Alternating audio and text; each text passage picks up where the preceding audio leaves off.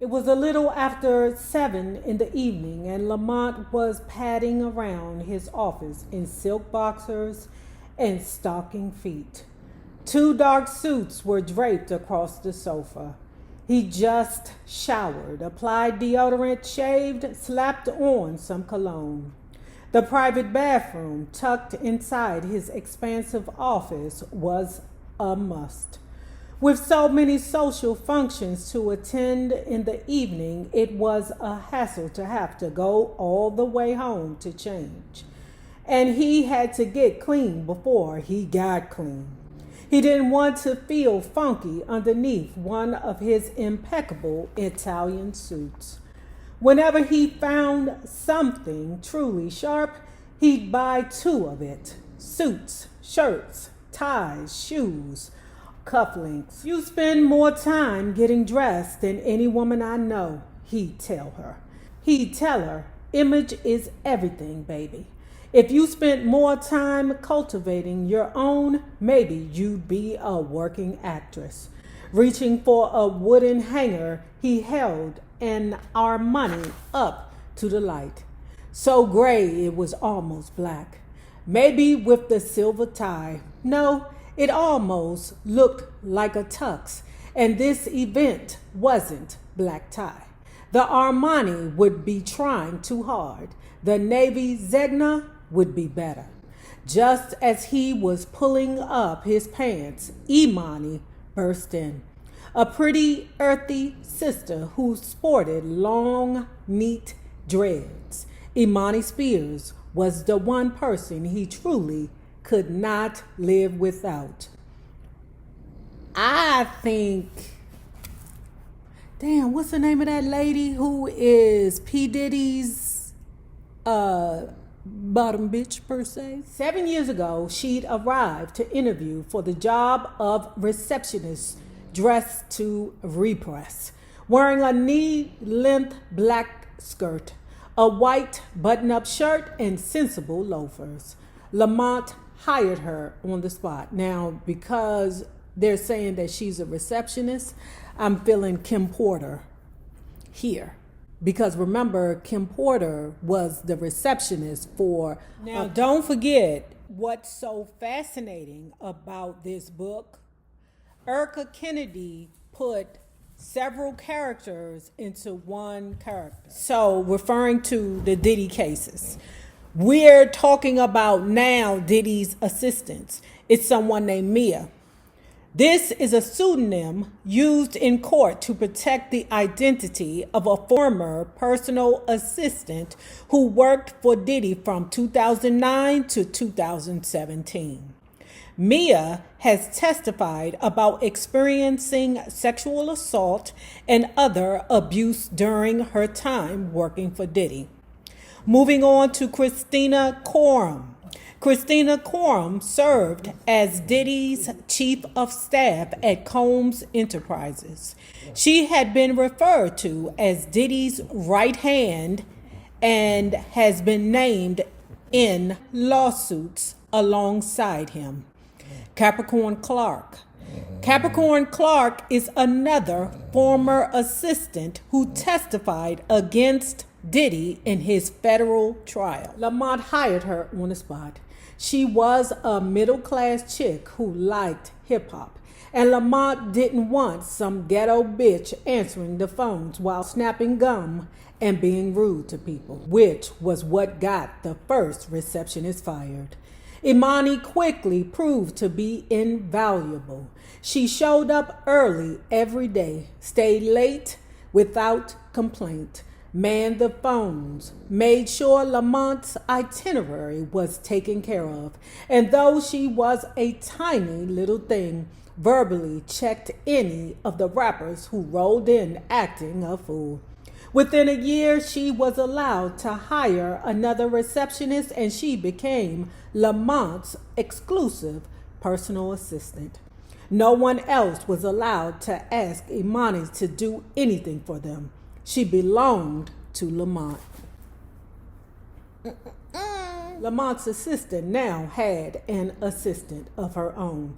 21-year-old eager to please Vicky, who was not allowed to address Lamont directly and who stayed in her cubicle in the deep recesses of the office until summoned. Lamont was not embarrassed to be caught by Imani hopping around half-dressed with his hairy barreled chest on display. Neither was Imani. She'd seen it all many times before. Anyway, there was a crisis brewing. She urgently picked up the phone on Lamont's coffee table and held it in his direction. "Daryl," she informed him, taking the call off hold. "He's in jail." "What'd you do?" Lamont growled accusingly, holding the receiver with the shoulder as he zipped up his trousers. "Oh, this must be before the Bluetooth." "I didn't do shit," Daryl said defensively. Lamont knew that was a lie.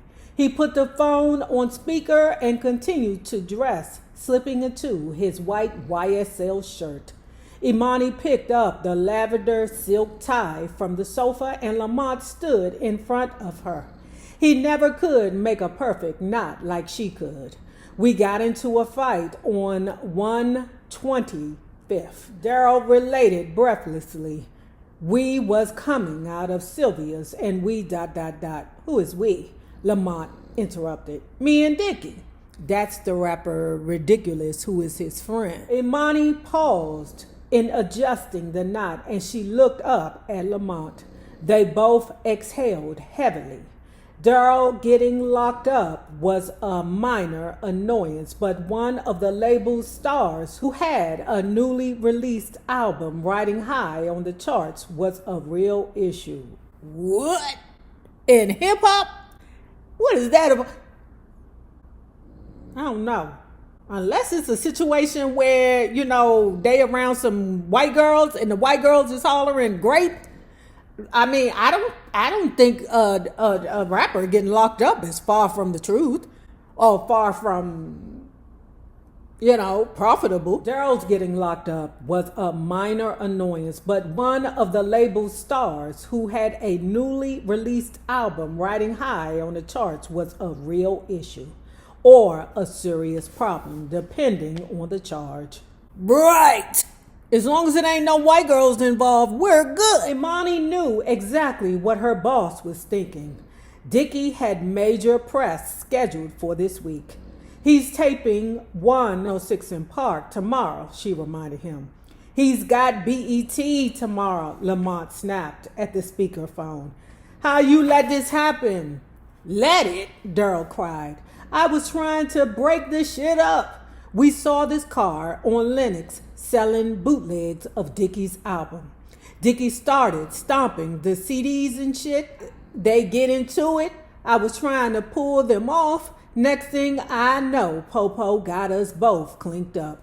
One of them pigs knocked me on my head." "Boy, don't nobody give a fuck about you getting knocked on your head, Daryl. He want to know what's happened to the Dickie." "They won't give me no medical attention or nothing. I'm a sue." "Boy, don't nobody give a fuck about your head. They don't care about you." Now that Lamont had the details, he felt relieved. This dust-up would make the papers for sure. Whenever one of his artists got into a scrape with the law, he'd say, "Is it going to sell records?" If so, he didn't see the problem. As long as they hadn't killed anyone, this was just a harmless fist fight or hung around some white girls. Okay, that hollered great. This was just a harmless fist fight. Anything wrong with a little old-fashioned man-to-man combat? Not in his book. And Ridiculous's image was getting a bit too clownish. This would make it known that despite his fun-loving demeanor, he was no punk. "Where's Dickie?" Lamont said, unconcerned about any lumps that might be forming on Daryl's head. "They got him in some kind of special holding cell," Daryl griped. "Even in jail, they got a VIP." Imani noticed line 2 ringing. She went to pick up the other phone on Lamont's desk. "What?" Lamont snapped, recognizing Daryl's nervous stutter as a sign of real trouble. "Spit it out." "That ain't all," Daryl spat. "Uh-oh." That ain't all, Daryl spat. I had uh a heater on me. They got me on that.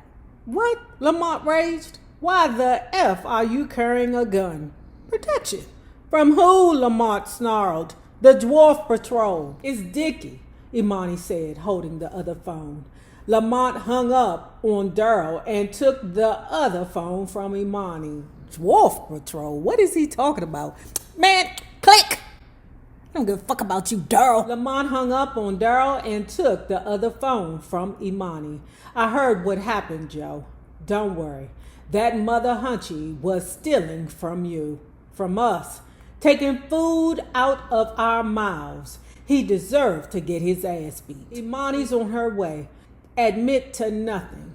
Lamont handed the phone back to Imani and finished dressing. He pulled open the drawer that held his shoes. He selected the black leather lace-up short boots by Bruno Magli.